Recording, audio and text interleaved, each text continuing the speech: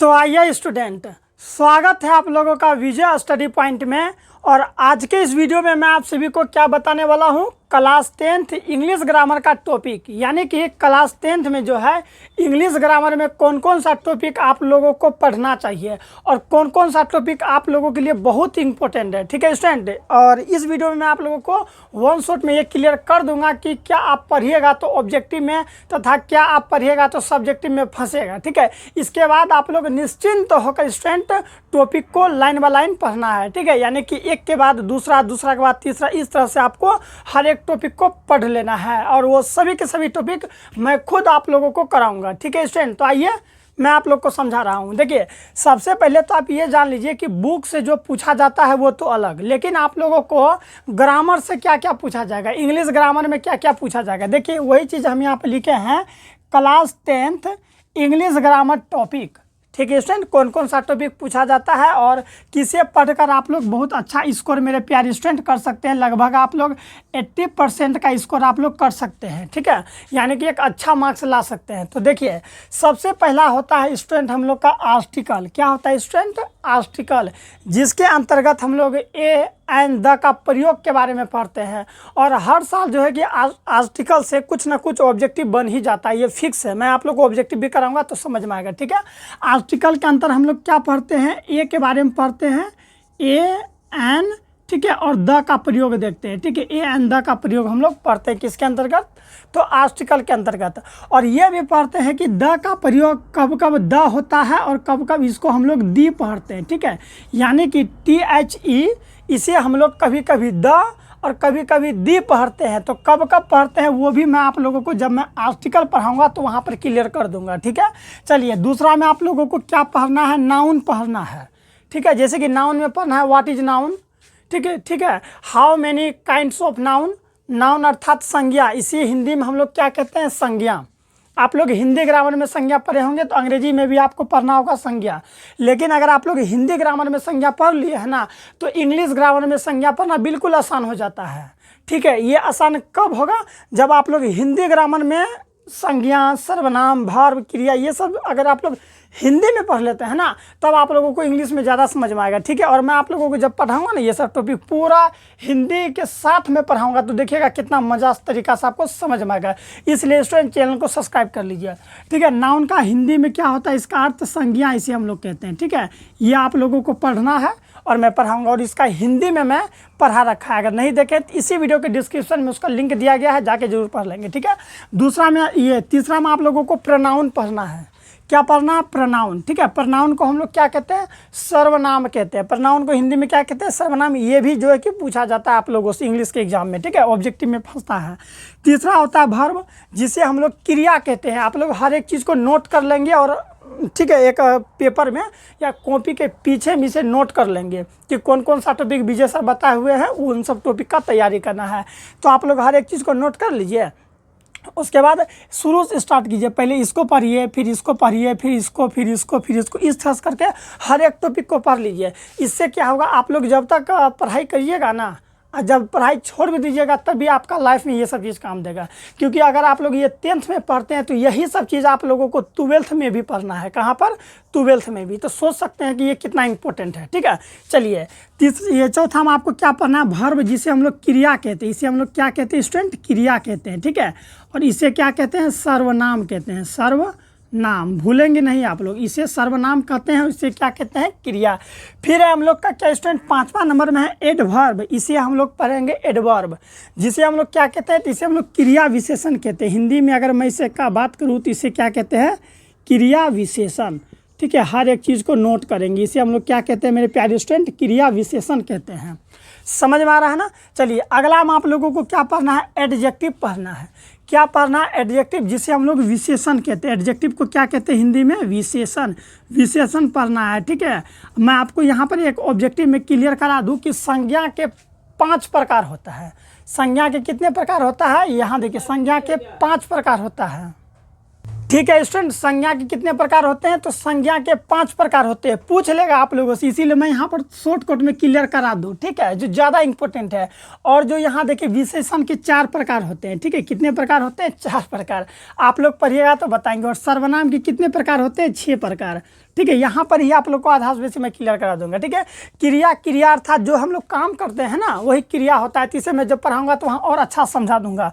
अगला देखिए स्टूडेंट, यहाँ पर क्या है प्रीपोजिशन। इसको हम लोग क्या पढ़ेंगे, 7वां नंबर का टॉपिक है आप लोग का प्रीपोजिशन, जिसे हम लोग कहते हैं संबंध बोधक अवयव। क्या कहते हैं, संबंध बोधक अवयव हम लोग कहते हैं किसे, प्रीपोजिशन। ये भी आप लोगों को पढ़ना है क्योंकि ये भी काफ़ी इंपॉर्टेंट टॉपिक है। ठीक है, आप लोगों से पूछ लेगा इंग्लिश के एग्जाम में, ऑब्जेक्टिव में। ठीक है, अगला देखिए आपको क्या पढ़ना है, साइनोनिम्स पढ़ना है स्टूडेंट, जिसे हम लोग कहते हैं पर्यायवाची शब्द। आप लोग सुने होंगे पर्यायवाची शब्द, जैसे कि अगर मैं कहूँ कि सूरज का पर्यायवाची शब्द क्या होता है, तो आप लोग जानते होंगे दिनकर, दिवाकर, भास्कर, आदित्य, भानु, ये सभी के सभी क्या है, तो सूरज के पर्यायवाची शब्द है। उसी तरह से आप लोगों को अंग्रेजी में पढ़ना पड़ेगा पर्यायवाची शब्द, जिसे अंग्रेजी में हम लोग साइनोनिम्स कहते हैं। क्या कहते हैं, साइनोनिम्स। ठीक है, आप लोग लिख लेंगे यहाँ पर्यायवाची शब्द। फिर 9 नंबर में आपको क्या पढ़ना है इंग्लिश में, एंटोनिम्स। एंटोनिम्स का मतलब क्या होता है, विलोम शब्द। जैसे आग का पानी होता है ना, आग का पानी, दिन का रात होता है ना, सुबह का शाम, ये पर्यायवाची शब्द तो यहाँ हो गया। और ये विलोम शब्द, तो विलोम शब्द भी पढ़ना है। और ये क्या है, पर्यायवाची शब्द, जिसे अंग्रेजी में साइनोनिम्स यानी पर्यायवाची शब्द, एंटोनिम्स यानी विलोम शब्द कहते हैं। समझ में आ रहा है ना, ये सभी के सभी आप लोगों को पढ़ना है। So this is very important. अगला देखिए यहाँ क्या है, वॉइस, जिसे हम लोग वाच्य कहते हैं। वॉइस को क्या कहते हैं, वाच्य, इस तरह से वाच्य कहते हैं। ठीक है, ये भी आप लोगों को पढ़ना है स्टूडेंट। और ये वॉइस भी मैं आप लोगों को पढ़ाऊंगा काफ़ी मस्त तरीका से। परिवार के साथ जुड़ के रहिए, चैनल को सब्सक्राइब कर लीजिए, अपने दोस्तों को भी शेयर कीजिए। ठीक है, अगला देखिए आपको 11 नंबर में क्या पढ़ना है स्टूडेंट, नरेशन। अगर आप इतना पढ़ते हैं तो ऑब्जेक्टिव के लिए ही मैं अभी बता रहा हूँ, फिर अभी मैं सब्जेक्टिव के लिए बताऊँगा। ये है मेरे प्यारे स्टूडेंट नरेशन, जिसे हम लोग हिंदी में कथन कहते हैं। ठीक है, कथन, जिसका मैं हिंदी नहीं लिखा हूं तो आप लोग जरूर लिख लेंगे। इसे हम लोग क्या कहते हैं प्यारे स्टूडेंट, तो कथन कहते हैं। अगला क्या है देखिए यहाँ पर, वन वर्ड सब्स्टिट्यूशन। इसको क्या पढ़ेंगे, वन वर्ड सब्स्टिट्यूशन का मतलब क्या होता है, वन वर्ड सब्स्टिट्यूशन, अनेक शब्दों के लिए एक शब्द, अनेक शब्दों के लिए एक शब्द। जैसे कि जिसके हाथ में वीणा हो, जिसके हाथ में वीणा हो अर्थात वीणा पानी कहते हैं ना, तो अनेक शब्द। जैसे अनेक शब्द में क्या हो गया, देखिए जिसके हाथ में वीणा हो, ये कितना लंबा चौड़ा शब्द हो गया ना। अब इसके बदला हम एक शब्द का प्रयोग करेंगे, वीणा पानी।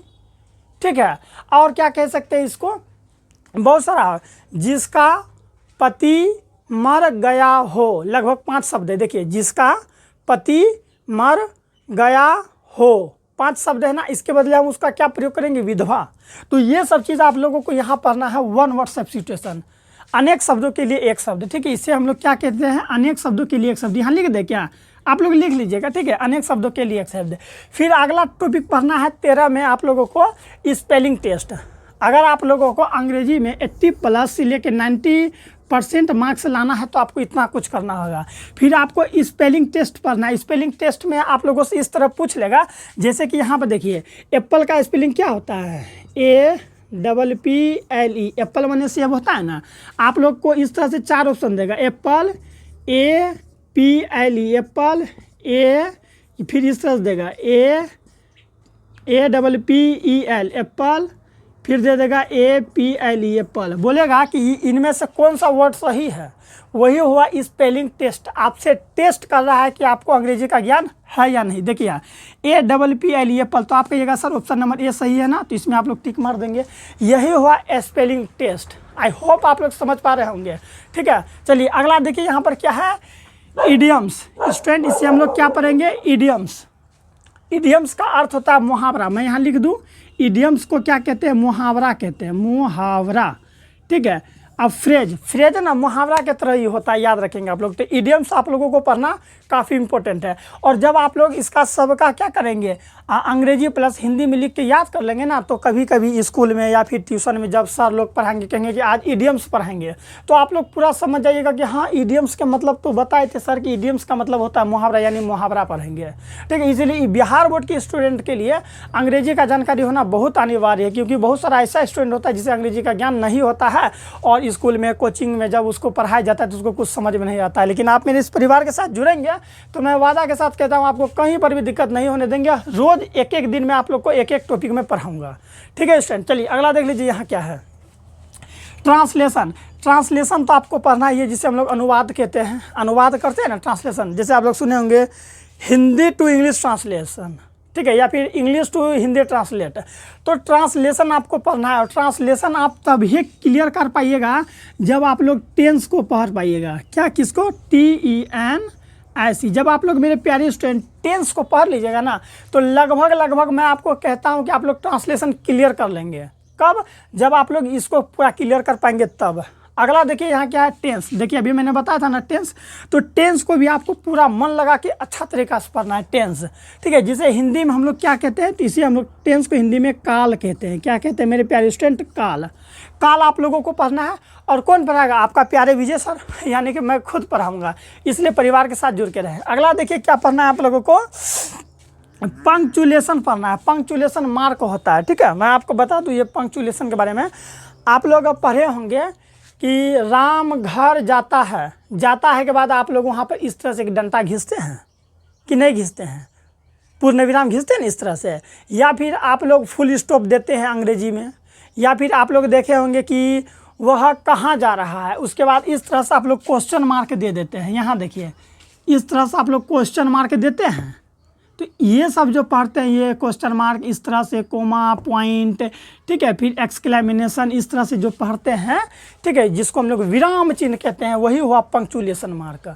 अब आप लोग समझ गए होंगे। तो पंक्चुएशन मार्क का सही प्रयोग क्या होता है, कहाँ पर उसका प्रयोग करना है, ये भी आप लोगों को मैं बताऊँगा। फिर अंतिम में 18 नंबर में आपको क्या पढ़ना है, रीऑर्डरिंग। रीऑर्डरिंग का मतलब होता है मेरे प्यारे स्टूडेंट सही क्रम में सजाना, अर्थात सही क्रम में लगाना। रीऑर्डरिंग का अर्थ क्या हुआ, सही क्रम में लगाना। मैं इसे लिख देता हूँ, रीऑर्डरिंग सही, ठीक है, देखिएगा यहाँ ध्यान से, सही क्रम में, सही क्रम में लगाना, ठीक है मेरे प्यारे स्टूडेंट, सही क्रम में लगाना। रीऑर्डरिंग का अर्थ होता है सही क्रम में लगाना। ये भी मैं आप लोगों को बताऊँगा। कब? जब मैं एक एक करके हर एक टॉपिक पढ़ाऊंगा तब। तो स्टूडेंट अगर आप लोग ऑब्जेक्टिव में, ठीक है, जो आप लोग को बिहार बोर्ड में, यहाँ पर समझिए ध्यान से, जो आप लोग का बिहार बोर्ड, BIHAR बिहार, ठीक है, जो आप लोग को बिहार बोर्ड में ऑब्जेक्टिव 100 नंबर का पूछा जाता है, ठीक है, 100 पूछा जाता है, जिसमें आप लोग को 50 बनाना है। कितना बनाना है? 50% आपको बनाना है, 50% छोड़ देना है। तो जब आप लोग इन सभी टॉपिक का तैयारी बहुत ही अच्छा तरीका से कर लेते हैं ना, तो समझ लीजिए कि आप लोग बहुत अच्छा नंबर ला सकते हैं। जब आप लोग क्या करेंगे, टोटल के टोटल 18 के 18 टॉपिक तैयारी कर लेते हैं, तो आप लोग अंग्रेजी का तो धांसू बन जाइएगा। नॉलेज तो नॉलेज, प्लस में आप लोग अच्छा कर पाएंगे, और आगे भविष्य के लिए तो आप लोगों के लिए काफ़ी जो है कि इम्पोर्टेंट होने वाला है, ठीक है। तो इसलिए आप लोगों को क्या करना है, अगर आप लोग अच्छा नंबर लाना चाहते हैं तो इन सब टॉपिक को बहुत अच्छा तरीका से पढ़ना है। और सर कहिएगा कि सर इसमें भी सबसे ज़्यादा इम्पोर्टेंट सब क्या है? सबसे ज़्यादा इम्पोर्टेंट तो मैं यहाँ स्टार बना देता हूँ, आर्टिकल। बहुत इंपॉर्टेंट है स्टूडेंट आर्टिकल। फिर आर्टिकल के बाद आप लोगों का क्या आ जाएगा, यहाँ देखिए, चलिए यहाँ पर आ जाएगा आप लोग का नरेशन। किधर गया जी? ये नरेशन, ये भी बहुत इंपॉर्टेंट हो जाएगा आप लोगों के लिए। फिर अगला है वॉइस। वॉइस भी देखिए यहाँ पर आप लोगों के लिए बहुत इंपॉर्टेंट होने वाला है। फिर अगर मैं बात करूँ तो संज्ञा से भी मानिए तो मिला जुला के अच्छा खासा पूछा जाता है। और सबसे अगर मैं लेना चाहूँगा ज़्यादा तो टेंस।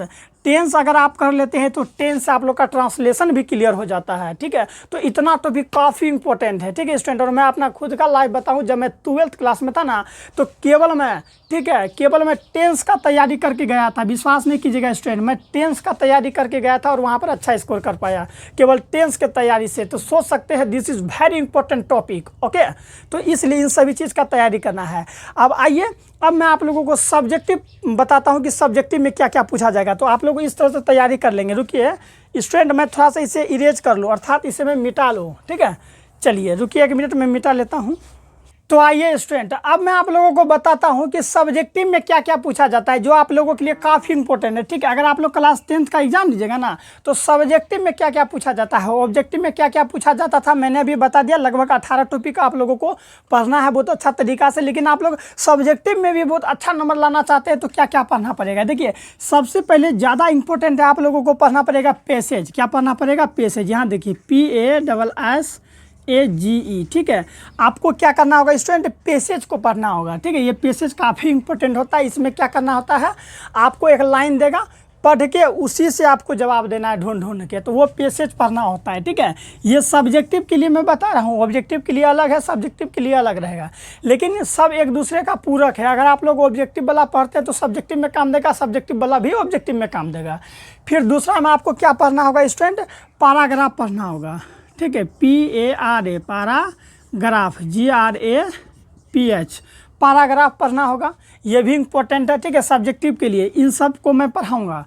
फिर तीसरा में आपको क्या पढ़ना होगा, तो तीसरा में नोटिस, NOTIC नोटिस पढ़ना होगा।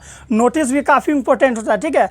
जैसे कि आप जब आगे चल के, ठीक है, कॉलेज वगैरह में एडमिशन कराइएगा ना, तो आप लोग को कभी भी कॉलेज के माध्यम से या फिर यूनिवर्सिटी के माध्यम से कोई भी इन्फॉर्मेशन देना होता है ना, तो आप लोग को नोटिस बोर्ड में लिख देगा, चिपका देगा, बस आप वहीं से पढ़िए जाइए, तो वो होता है नोटिस। ये भी मैं आपको सिखाऊँगा, ये भी पूछ लिया जाता है।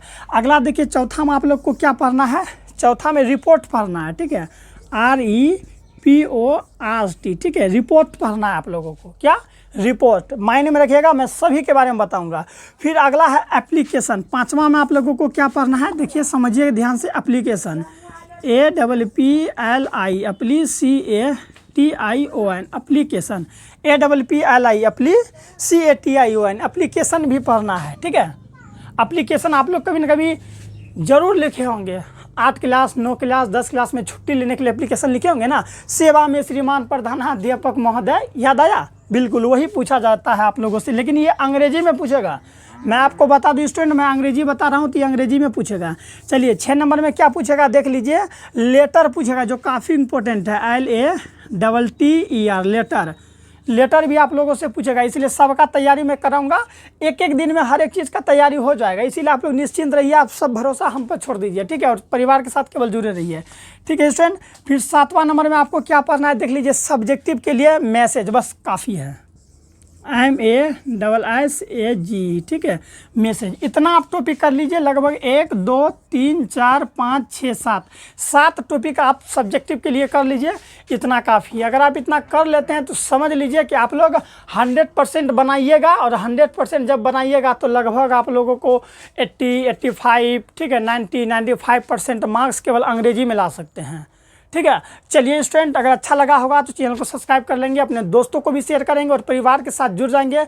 हर एक टॉपिक को पढ़ने के लिए इस परिवार के साथ जुड़िए। मिलते हैं नेक्स्ट वीडियो में स्टूडेंट, अपना ख्याल रखिएगा।